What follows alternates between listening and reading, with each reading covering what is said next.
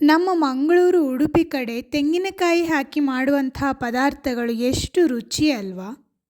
ನನ್ನ ಅಮ್ಮ ಹೇಳಿಕೊಟ್ಟಂತಹ ಎಲ್ಲ ಸೀಕ್ರೆಟ್ ಪದಾರ್ಥಗಳನ್ನು ಉಪಯೋಗಿಸಿ ಇವತ್ತು ರುಚಿಯಾದ ಮೇಲಾರವನ್ನು ಮಾಡ್ತಾ ಇದ್ದೇನೆ. ಹಾಯ್, ಎಲ್ಲರಿಗೂ ನಮಸ್ಕಾರ. Welcome to my YouTube channel. ಮೊದಲಿಗೆ ನಾನು ಕ್ಯಾಪ್ಸಿಕಮ್ಮನ್ನು ಚೆನ್ನಾಗಿ ತೊಳೆದು ಕಟ್ ಮಾಡಿಕೊಳ್ತಾ ಇದ್ದೇನೆ. ಯಾವುದೇ ಆಕಾರದಲ್ಲಿ ಕೂಡ ಕಟ್ ಮಾಡಿಕೊಳ್ಳಬಹುದು. ನಮ್ಮಲ್ಲೆಲ್ಲ ತೊಂಡೆಕಾಯಿ ಅಥವಾ ಸೌತೆಕಾಯಿಯನ್ನು ಉಪಯೋಗಿಸಿ ಮೇಲಾರ ಮಾಡುವಂಥದ್ದು ಸರ್ವೇ ಸಾಮಾನ್ಯ. ಆದರೆ ನಾನಿವತ್ತು ಕ್ಯಾಪ್ಸಿಕಮನ್ನು ಉಪಯೋಗಿಸಿ ತುಂಬ ರುಚಿಯಾದಂತಹ ಮೇಲಾರವನ್ನು ಮಾಡ್ತಾ ಇದ್ದೇನೆ. ಮೇಲಾರಕ್ಕೆ ನಮಗೆ ಮುಖ್ಯವಾಗಿ ತೆಂಗಿನಕಾಯಿ ಬೇಕು, ಜೊತೆಗೆ ಮಜ್ಜಿಗೆಯೂ ಕೂಡ. ಸಾಂಬಾರಿಗೆ ನಾವು ಮಸಾಲೆ ಪದಾರ್ಥಗಳನ್ನೆಲ್ಲ ಹುರಿದು ನಂತರ ಅದನ್ನು ರುಬ್ಬಿ ಸಾಂಬಾರು ಮಾಡ್ತೇವಲ್ವಾ. ಆದರೆ ಮೇಲಾರಕ್ಕೆ ಯಾವುದೇ ಮಸಾಲೆ ಪದಾರ್ಥಗಳನ್ನು ಹುರಿಯುವ ಅವಶ್ಯಕತೆ ಇಲ್ಲ. ದಪ್ಪ ಮೆಣಸಿನ ಒಳಭಾಗದಲ್ಲಿರುವ ಬೀಜವನ್ನೆಲ್ಲ ತೆಗೆದು ಇದನ್ನು ಈ ರೀತಿಯಾಗಿ ಕಟ್ ಮಾಡಿಕೊಳ್ಳೋಣ. ತುಂಬ ಚಿಕ್ಕದಾಗಿ ಕಟ್ ಮಾಡೋದು ಬೇಡ, ಮೀಡಿಯಂ ಗಾತ್ರದಲ್ಲಿ ಕಟ್ ಮಾಡಿಕೊಳ್ಳೋಣ. ತುಂಬ ಕಡಿಮೆ ಸಾಮಗ್ರಿಗಳನ್ನು ಉಪಯೋಗಿಸಿ ಮೇಲಾರವನ್ನು ಮಾಡಿಕೊಳ್ಳಬಹುದು. ಈಗ ಒಂದು ಪಾತ್ರೆಯಲ್ಲಿ ನೀರನ್ನು ಕುದಿಯಲು ಇಟ್ಟಿದ್ದೇನೆ. ಅದಕ್ಕೆ ನಾವು ಈಗ ತುಂಡು ಮಾಡಿರುವ ದಪ್ಪ ಮೆಣಸಿನಕಾಯಿಯ ಹೋಳುಗಳನ್ನು ಹಾಕೋಣ. ಇದೆಲ್ಲ ಚೆನ್ನಾಗಿ ಬೇಯಬೇಕು. ಆಗಾಗ ಕೈಯಾಡಿಸುತ್ತೀರಿ. ಕ್ಯಾಪ್ಸಿಕಮ್ ಎಲ್ಲ ಚೆನ್ನಾಗಿ ಬೇಯಲಿ. ದಿನ ಅದೇ ಸಾಂಬಾರು ಅದೇ ಪಲ್ಯ ತಿಂದು ಬೋರ್ ಆದಾಗ ನಾನು ಈ ರೀತಿಯಾಗಿ ಸಿಂಪಲ್ಲಾಗಿ ಮೇಲಾರವನ್ನು ಮಾಡ್ತೇನೆ.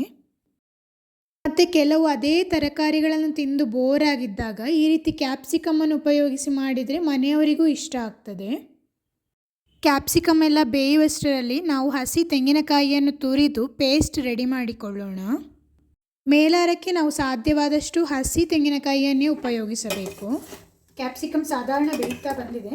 ಇದಕ್ಕೀಗ ನಾವು ರುಚಿಗೆ ತಕ್ಕಷ್ಟು ಉಪ್ಪನ್ನು ಹಾಕಿಕೊಳ್ಳೋಣ.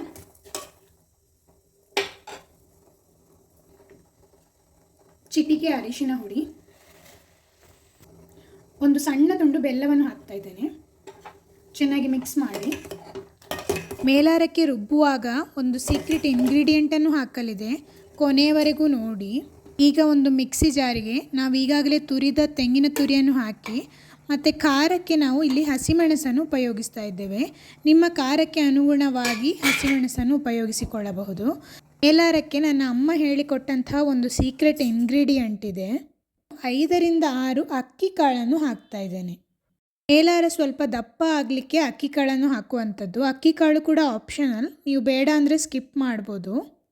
ನಾನಿಲ್ಲಿ ಮತ್ತು ಇನ್ನೊಂದು ಸಣ್ಣ ಪೀಸ್ ಮೆಣಸು ಹಾಕಿದ್ದೇನೆ.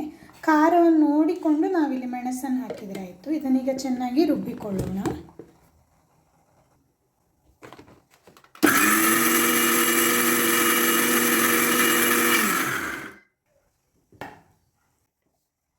ಮೇಲಾರಕ್ಕೆ ಮುಖ್ಯವಾಗಿ ನಾವು ಮಜ್ಜಿಗೆಯನ್ನು ಉಪಯೋಗಿಸುವಂಥದ್ದು. ಹಾಗಾಗಿ ಹುಳಿಗೆ ನಾವು ಹುಣಸೆ ಹುಳಿಯನ್ನು ಹಾಕಿಲ್ಲ. ನಿಮ್ಮ ಹತ್ರ ಮಜ್ಜಿಗೆ ಇಲ್ಲದಿದ್ದರೆ ಕೂಡ ಏನು ಮಾಡೋದು ಅಂತ ನಾನು ಈ ವಿಡಿಯೋದ ಕೊನೆಯಲ್ಲಿ ಹೇಳ್ತೇನೆ. ಕ್ಯಾಪ್ಸಿಕಮ್ ಎಲ್ಲ ಚೆನ್ನಾಗಿ ಬೆಂದಿದೆ. ಈಗ ರುಬ್ಬಿದ ಮಿಶ್ರಣವನ್ನು ಇದಕ್ಕೆ ಸೇರಿಸಿಕೊಳ್ಳೋಣ. ಕನ್ಸಿಸ್ಟೆನ್ಸಿ ನೋಡಿಕೊಳ್ಳಿ, ಸ್ವಲ್ಪ ನೀರನ್ನು ಕೂಡ ಸೇರಿಸಿಕೊಳ್ಳಬಹುದು. ಉಪ್ಪು ಮತ್ತು ಖಾರವನ್ನು ನೋಡಿಕೊಳ್ಳಿ. ಇದೀಗ ಚೆನ್ನಾಗಿ ಒಂದು ಕುದಿ ಬರಲಿ. ಇನ್ನು ಮಜ್ಜಿಗೆಯನ್ನು ಸೇರಿಸುವುದೊಂದು ಬಾಕಿ ಇದೆ. ನಾನಿಲ್ಲಿ ನಂದಿನಿ ಮೊಸರನ್ನು ಸ್ವಲ್ಪ ಬ್ಲೆಂಡ್ ಮಾಡಿ ಅದನ್ನೇ ಸೇರಿಸಿಕೊಳ್ತಾ ಇದ್ದೇನೆ. ನಿಮ್ಮ ಹತ್ರ ಮಜ್ಜಿಗೆ ಇದ್ದರೆ ಅದನ್ನೇ ಸೇರಿಸಿಕೊಳ್ಳಬಹುದು. ಒಂದು ವೇಳೆ ಮಜ್ಜಿಗೆ ಇಲ್ಲ ಮೊಸರಿದೆ ಅಂತಿದ್ದರೆ ಮೊಸರನ್ನೇ ಬ್ಲೆಂಡ್ ಮಾಡಿ ಸೇರಿಸಿಕೊಳ್ಳಬಹುದು. ಮೇಲಾರ ಒಂದು ಸಣ್ಣ ಕುದಿ ಬಂದರೆ ಸಾಕು, ಜಾಸ್ತಿ ಕುದಿಯುವುದು ಬೇಡ. ಒಂದು ಕುದಿ ಬಂದ ತಕ್ಷಣ ನಾವು ಗ್ಯಾಸನ್ನು ಆಫ್ ಮಾಡಿ ನಂತರ ಮಜ್ಜಿಗೆಯನ್ನು ಸೇರಿಸಿಕೊಳ್ಳಬೇಕು. ಚೆನ್ನಾಗಿ ಮಿಕ್ಸ್ ಮಾಡಿ.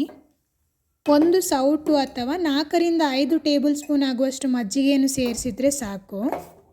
ಅದು ಮಜ್ಜಿಗೆ ಜಾಸ್ತಿ ಹುಳಿ ಇದೆ ಅಂತಂದರೆ ಸ್ವಲ್ಪ ಕಮ್ಮಿಯೇ ಸೇರಿಸಿ. ಜಾಸ್ತಿ ಹುಳಿ ಬೇಡ ಅಂತಿದ್ದರೆ ಊಟ ಮಾಡುವ ಒಂದು 5 ನಿಮಿಷ ಮೊದಲು ನಾವು ಮಜ್ಜಿಗೆಯನ್ನು ಸೇರಿಸಿ ನಂತರ ಬಳಸಬಹುದು.